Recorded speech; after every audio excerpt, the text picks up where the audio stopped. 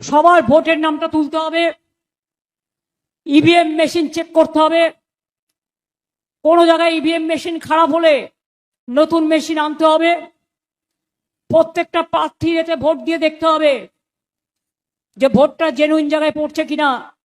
বিষ্ণুপুর আমাদের হারিয়ে দিয়েছিল কিভাবে জানেন তো? সবাই চলে গেছিল রিকাউন্টিং এর সময়। এটা বিজেপি করবে।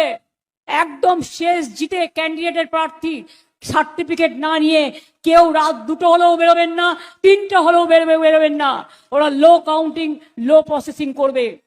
ওদের প্রথম খেলা ভোটার লিস্ট থেকে ভোটারদের বাদ দাও। কেন ভাই?